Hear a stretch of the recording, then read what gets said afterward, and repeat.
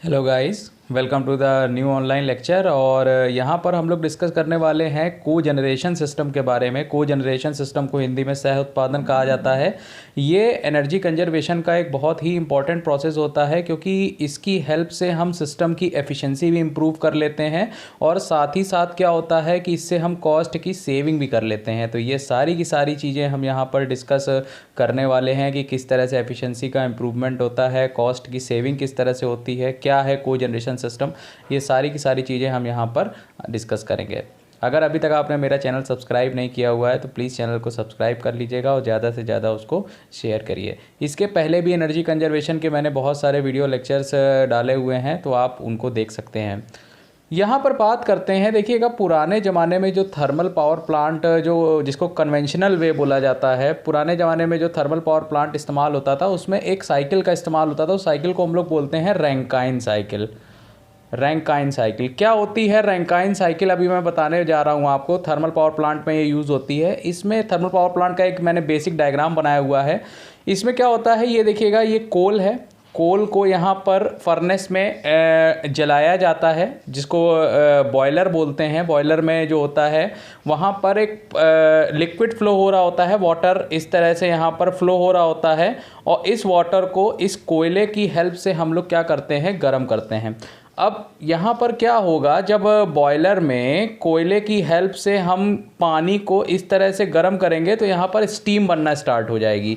अब ये जो स्टीम है, इस स्टीम का हम लोग क्या करते हैं, यूटिलाइजेशन करते हैं। कैसे? जब ये स्टीम इस टरबाइन के ब्लेडों पर जाकर टकराती है जाके, तो टरबाइन रोटेट होने लगता है और साथ ही साथ अल्टरनेटर की शाफ्ट भी क्या होती है, रोटेट होती है, जिसकी वजह से इलेक्ट्रिसिटी का उत्पादन किया जाता है। आपको होप समझ में आया होगा। अब उसके बाद होता क्या है, यहाँ पर जो स्टीम इस तरह से यहाँ पर जा रही थी, तो ये पूरी की पूरी स्टीम यहाँ पर यूज़ नहीं होती है अल्टरनेटर को घुमाने के लिए या टरबाइन को घुमाने के लिए। इसमें जो भी स्टीम हमारी बच जाती है उसको हम लोग क्या करते हैं, कंडेंसर से पास कराते हैं। कंडेंसर क्या करता है, स्टीम को दोबारा वाटर में कन्वर्ट कर देता है और कूलिंग टावर की हेल्प से हम इसको दोबारा से इस तरह से बॉयलर में फ्लो कराना स्टार्ट करा देते हैं। ये तो होता है रैंकाइन साइकिल।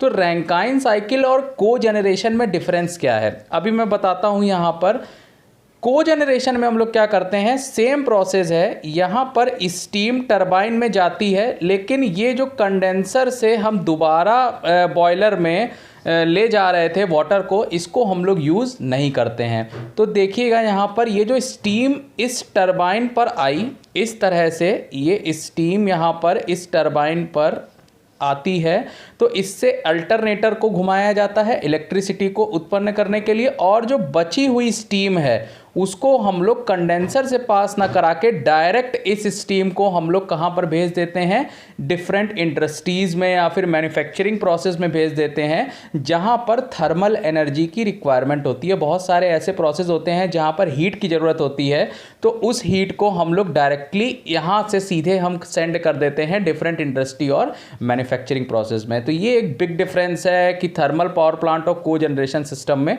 क्या डिफरेंस है। ठीक है, होप आपको समझ में आया होगा। अभी मैं धीमे धीमे जैसे आगे बताऊंगा आपको और अच्छे से चीज़ें समझ में आने लगेंगी। यहाँ पर ये जो को जनरेशन सिस्टम होता है, इसमें जो फ्यूल होता है, ठीक है, यहाँ पर जो फ्यूल है, फ्यूल कुछ भी हो सकता है। यहाँ पर फ्यूल गैस हो सकती है, फ्यूल कोल हो सकता है, डीजल हो सकता है, पेट्रोल हो सकता है, कुछ भी हो सकता है। तो यहाँ पर इस फ्यूल का जो यूज़ होता है वो दो कामों में होता है। एक तो पावर जनरेशन, जो कि इलेक्ट्रिसिटी उत्पादन में हम लोग इस्तेमाल करते हैं, और दूसरा होता है हीट जनरेशन में इसका इस्तेमाल करते हैं। देखिएगा पुराने ज़माने में जो थर्मल पावर प्लांट अभी मैंने बताया था, यहाँ पर इसका जो यूज़ हुआ था, यहाँ पर जो ये स्टीम आई थी, इस स्टीम का इस्तेमाल हमने केवल और केवल किसको रन कराने के लिए किया था, अल्टरनेटर को रन कराने के लिए किया था। यानी कि यहाँ जो फ्यूल का काम कोल कर रहा था, कोयला कर रहा था, उससे केवल और केवल हम क्या उत्पादन कर रहे थे, इलेक्ट्रिसिटी का केवल उत्पादन कर रहे थे। और यहाँ पर जो सिस्टम की एफिशिएंसी होती है वो लगभग 35% के आसपास होती है। लेकिन को जनरेशन सिस्टम में क्या होता है कि जो फ्यूल होता है, उस फ्यूल का इस्तेमाल हम लोग दो कामों में करते हैं। एक तो पावर जनरेशन में और दूसरा हीट जनरेशन में किया जाता है। इससे सिस्टम की जो एफिशिएंसी हो जाती है वो लगभग 85% एफिशिएंसी हो जाती है। ठीक है, अब हम आपको इसका ब्लॉक डायग्राम बनाते हैं। ये ब्लॉक डायग्राम मैं आगे साइकिल्स में फिर से रिपीट करूंगा, लेकिन हल्का सा आपको आइडिया दे रहा हूं कि किस तरह से यहाँ पर एक को जनरेशन सिस्टम इस्तेमाल होता है। तो यहाँ पर देखिएगा, ये फ्यूल है, इस फ्यूल से जो भी स्टीम निकलेगी उस स्टीम का यूटिलाइजेशन डायरेक्ट हम लोग किस में करेंगे, टरबाइन में करेंगे, और टरबाइन से क्या होगा, आपका जनरेटर घूमेगा, जनरेटर की शाफ्ट रोटेट करेगी और उससे इलेक्ट्रिसिटी का उत्पादन किया जाएगा, और वो इलेक्ट्रिसिटी डिफरेंट बिल्डिंग ग्रिड्स में हम लोग क्या करेंगे, भेज देंगे। अभी मैंने पीछे बताया था कि जो नॉर्मल पावर प्लांट और को जनरेशन में यही अंतर होता है, यहाँ पर हम किसी भी कंडेंसर वगैरह का इस्तेमाल नहीं करते हैं। जो भी हीट यहाँ से निकल रही है टरबाइन से, जो बची हुई हीट है, मैं फिर से आपको दिखा दे रहा हूँ। ये जो कन्वेंशनल पावर प्लांट था, इसमें क्या था कि जो स्टीम यहाँ पर आ रही है इस तरह से, ठीक है,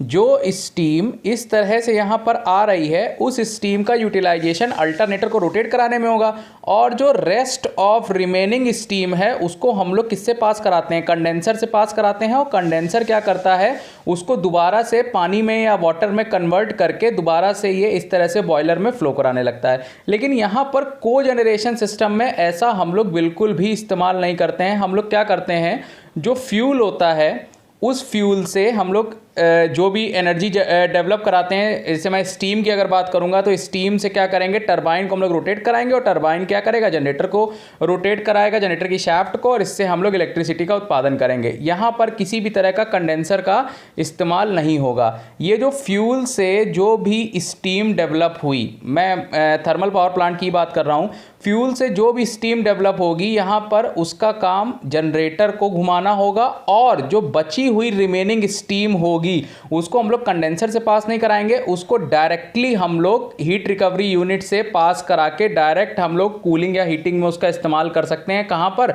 बिल्डिंग या फिर किसी भी मैन्युफैक्चरिंग प्रोसेस में डायरेक्टली हम लोग उसका इस्तेमाल कर सकते हैं।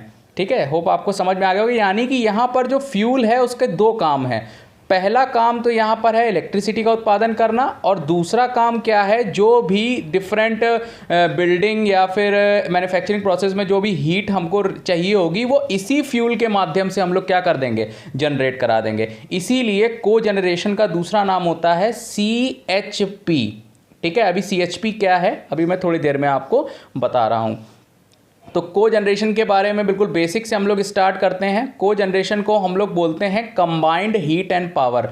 क्यों? क्योंकि यहाँ पर फ्यूल से हम लोग पावर का भी जनरेशन कर रहे हैं और साथ ही साथ किसका जनरेशन कर रहे हैं, हीट का भी जनरेशन कर रहे हैं। पुराने ज़माने में जो थर्मल पावर प्लांट होते थे उसमें केवल और केवल इलेक्ट्रिसिटी का उत्पादन किया जाता था, अभी मैंने डायग्राम में आपको बताया। लेकिन यहाँ पर को जनरेशन में एक साथ पावर का भी जनरेशन होगा और साथ ही साथ हीट का भी यहाँ पर हम जनरेशन करेंगे। वही चीज़ यहाँ पर लिखी हुई है, it works on principal that it produce the two different form of energy by using the single source of fuel. मतलब यहाँ पर फ्यूल एक सिंगल होगा और एनर्जी क्या होंगी, दो होंगी। कौन कौन सी एनर्जी, पावर और हीट। ठीक है, हीट का इस्तेमाल हम लोग क्या करेंगे, डिफरेंट इंडस्ट्रीज़ में हम लोग भेज सकते हैं उस हीट को मैन्युफैक्चरिंग प्रोसेस में जहाँ पर रिक्वायरमेंट है, और पावर का इस्तेमाल तो पता ही है इलेक्ट्रिसिटी के लिए किया जाता है। इसीलिए इसका नाम CHP है, कंबाइंड हीट एंड पावर। अब फ्यूल कौन कौन से हो सकते हैं, अभी मैंने बताया था नेचुरल गैस हो सकती है, ऑयल हो सकता है, कोल हो सकता है, पेट्रोल, डीजल, कुछ भी आप लोग फ्यूल का इस्तेमाल यहाँ पर कर सकते हैं। पुराने ज़माने में जो थर्मल पावर प्लांट इस्तेमाल होता था उसकी एफिशिएंसी 35% के अराउंड होती थी, लेकिन जब से को जनरेशन की बात स्टार्ट हुई है वहाँ पर एफिशिएंसी 80% to 90% यहाँ पर एफिशिएंसी इम्प्रूव हुई है। तो ये काफ़ी बेनिफिशियल है एनर्जी कंजर्वेशन के लिए। अब को जनरेशन की हमको आवश्यकता क्यों है, ये हमारे लिए इम्पॉर्टेंट है। को जनरेशन की आवश्यकता क्यों है, क्योंकि अभी मैंने बताया कि ये एफिशिएंसी को क्या करता है, इम्प्रूव करता है। एयर पॉल्यूशन को भी रिड्यूस करने में इसका काफ़ी योगदान है। It reduce the cost of production, मतलब जो भी इलेक्ट्रिसिटी और पावर का जनरेशन होगा वो आपका कम पैसे में होगा, क्योंकि फ्यूल यहाँ पर खर्चा कम होता है as comparison to the steam power plant.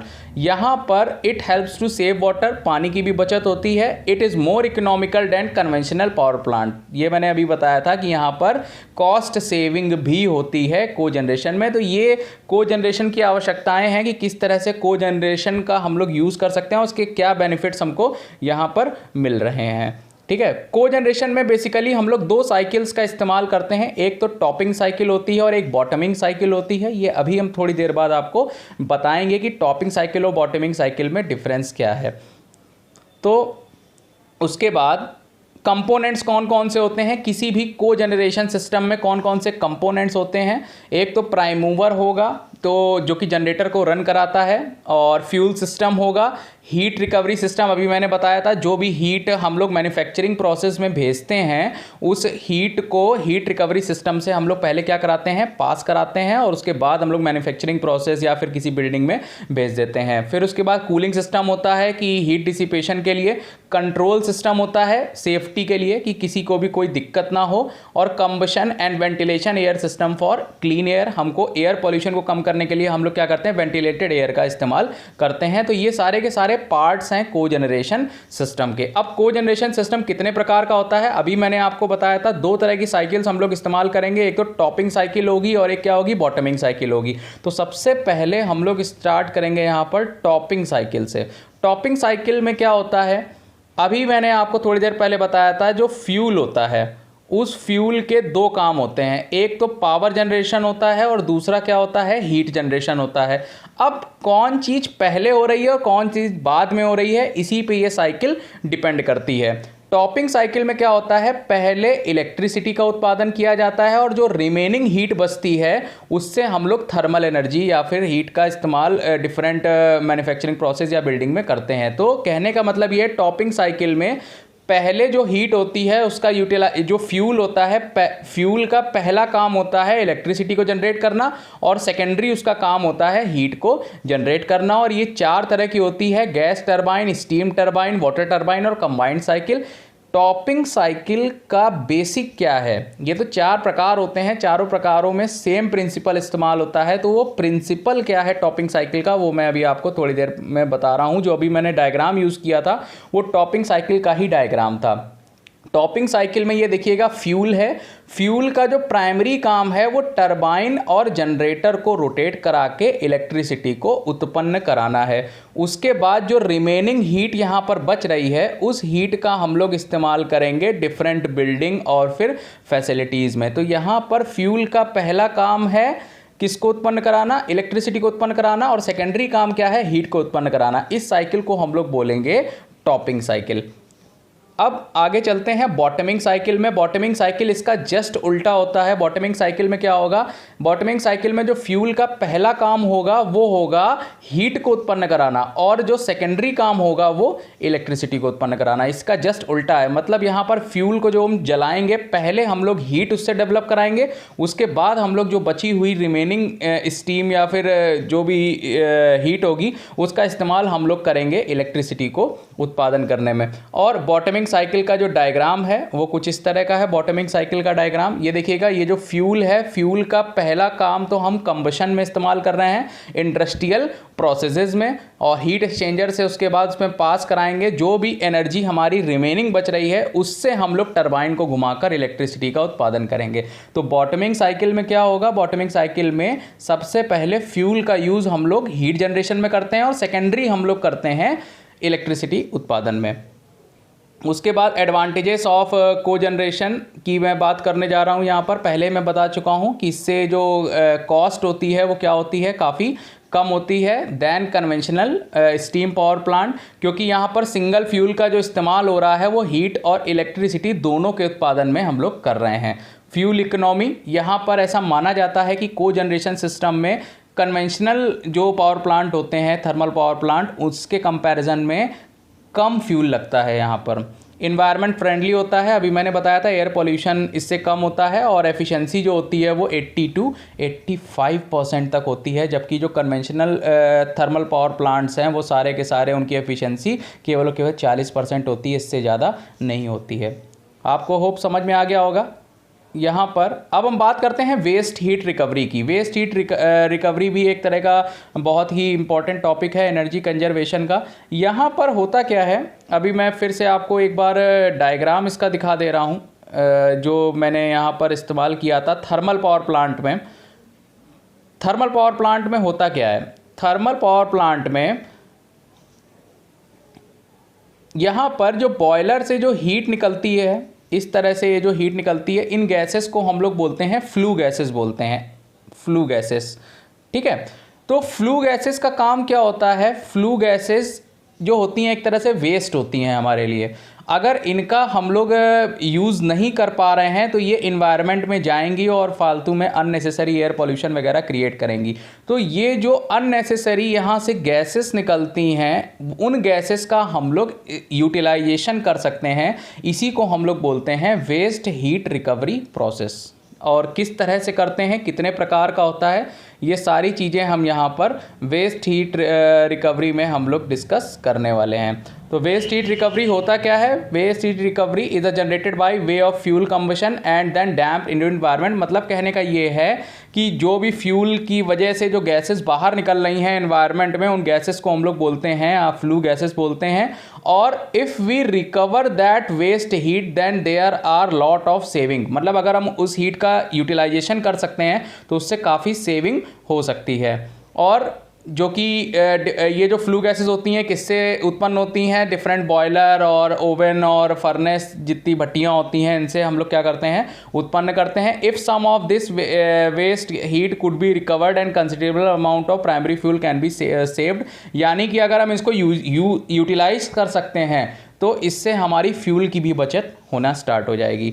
अब क्वालिटी ऑफ हीट की बात करते हैं। क्वालिटी ऑफ हीट मतलब जो भी फ्लू गैसेस निकल रही हैं, उन फ्लू गैसेस का टेम्परेचर बड़ा इंपॉर्टेंट होता है। अगर उसका टेम्परेचर हाई है तो क्वालिटी क्या होगी, हीट की काफ़ी हाई होगी और उसका यूटिलाइजेशन भी हम लोग बहुत ही अच्छी तरह से कर सकते हैं। तो क्वालिटी ऑफ हीट किस पर डिपेंड करती है? टेम्परेचर पर डिपेंड करती है। For a high temperature heat recovery it is very cost effective. मतलब बहुत ही बेहतरीन माना जाता है अगर आपका फ्लू गैसेस का टेम्परेचर क्या हो, हाई हो। तो जो भी हीट रिकवर होती है उसका फॉर्मूला होता है यहाँ पर V into rho into C P into delta T. यहाँ पर V होता है जो भी फ्लो रेट होता है सब्सटेंस का, Q होता है जो भी हीट हम रिकवर कर रहे हैं, रो डेंसिटी होती है, CP स्पेसिफिक हीट विशिष्ट ऊष्मा, और डेल्टा टी जो होता है वो होता है टेम्परेचर डिफरेंस। अब यहाँ पर क्लासिफिकेशन की बात करते हैं। वेस्ट हीट रिकवरी को 3 पार्टों में हम लोग तोड़ते हैं। एक तो हाई टेम्परेचर, एक मीडियम टेम्परेचर और एक लो टेम्परेचर में। तो हाई टेम्परेचर, ये आपको टेबल देखनी पड़ेगी। इसके एप्लीकेशन हाई टेम्परेचर कहाँ से हमको मिलता है, किन प्रोसेसेस से मिलता है? निकल रिफाइनिंग से मिलता है, एल्युमिनियम रिफाइनिंग से मिलता है, जिंक रिफाइनिंग से मिलता है, कॉपर रिफाइनिंग। इस तरह से ये सारे के सारे सीमेंट वाली जितनी भी इंडस्ट्री होती हैं और ये ग्लास वाली जितनी भी इंडस्ट्री होती हैं, ये सारी की सारी high temperature flue gases create करती हैं। और ये देख सकते हैं इनके टेम्परेचर यहाँ पर लिखे हुए हैं। अब दूसरी तरह का होता है medium temperature waste heat recovery. तो मीडियम टेम्परेचर हमको कहाँ कहाँ से मिलता है? जितने भी स्टीम और गैस टरबाइन और रेसिप्रोकेटिंग पंप होते हैं वो सारे के सारे क्या होते हैं, medium temperature waste heat recovery में हेल्पफुल होते हैं। और इनके टेम्परेचर ये इस तरह से यहाँ पर दिए हुए हैं। थर्ड होता है low temperature waste heat recovery. ये कहाँ पर मिलते हैं हमको? पंप और जितने भी एनीलिंग प्रोसेस होते हैं, जितने भी वेल्डिंग मशीन, बियरिंग और एयर कंडीशनिंग और रेफ्रिजरेशन के जो कंडेंसर होते हैं, उससे जो हमको हीट मिलती है उनका टेम्परेचर क्या होता है, काफ़ी लो होता है। तो उसके भी ये टेम्परेचर यहाँ पर लिस्ट में दिए हुए हैं। अब इनसे बेनिफिट्स क्या हैं? वेस्ट हीट रिकवरी के बेनिफिट्स क्या क्या होते हैं? सबसे पहले तो डायरेक्ट बेनिफिट की बात करते हैं। डायरेक्ट बेनिफिट क्या है? अभी मैंने बताया था, इससे सिस्टम की एफिशिएंसी क्या हो जाती है, इंप्रूव्ड हो जाती है। इनडायरेक्ट बेनिफिट में क्या होगा? सबसे पहले तो अब जो गैसेस बाहर पहले इन्वायरमेंट में निकल रही थी, अब हम उसका क्या करे ले रहे हैं, यूटिलाइजेशन कर रहे हैं। तो यहाँ पर पॉल्यूशन में क्या होगा, कमी आएगी। रिडक्शन इन इक्विपमेंट साइजेस, मतलब जो भी आप इक्विपमेंट यूज़ कर रहे हैं उनके साइजेस में क्या हो जाएगा, रिडक्शन हो जाएगा। और reduction in auxiliary energy consumption, मतलब कहने का ये है कि जो एनर्जी हम लोग बाहर से यूज़ कर रहे थे उस एनर्जी का यूज़ हम लोग इसी एनर्जी से करे ले रहे हैं। मतलब कहने का ये है, जैसे कि मान लीजिए डिफरेंट प्रोसेसेस होते हैं किसी भी इंडस्ट्री में, वहाँ पर मैन्युफैक्चरिंग में मान लो हीट की ज़रूरत है हमको। अब वो हीट पहले से हम बाहर से कहीं से ला रहे थे, अब हम वो हीट कहाँ से ला रहे हैं, इन्हीं फ्लू गैसेस के थ्रू ले आ रहे हैं। तो कहीं ना कहीं एनर्जी कंजर्वेशन में काफ़ी हेल्पफुल है। ठीक है, तो अब आपके दिमाग में एक क्वेश्चन आया होगा कि को जनरेशन और वेस्ट हीट रिकवरी दोनों हैं तो सेम ही चीज़ें, दोनों में हम स्टीम का ही यूटिलाइजेशन कर रहे हैं, नहीं दोनों अलग चीज़ें हैं। थोड़ा सा डिफरेंस है। यहाँ पर जो हीट है वेस्ट हीट रिकवरी में, जो वेस्ट हीट होती है वो होती है वेस्ट वाली, जो हमारे किसी काम की नहीं है, उसका हम लोग यूज़ कर रहे हैं। और जबकि कोजनरेशन में हम लोग जो यूज़ कर रहे थे वो फ्यूल का इस्तेमाल कर रहे थे। एक फ्यूल से हम लोग बना रहे थे हीट प्लस पावर, दोनों बना रहे थे। तो यहाँ पर ऐसा कुछ भी नहीं है। तो ये छोटा सा डिफरेंस है। होप आपको ये वीडियो लेक्चर क्लियर हो गया होगा अच्छे से। अगर आपको ये लेक्चर अच्छा लगा हो तो प्लीज़ लाइक करिए और शेयर करिए। Thank you so much for watching this lecture.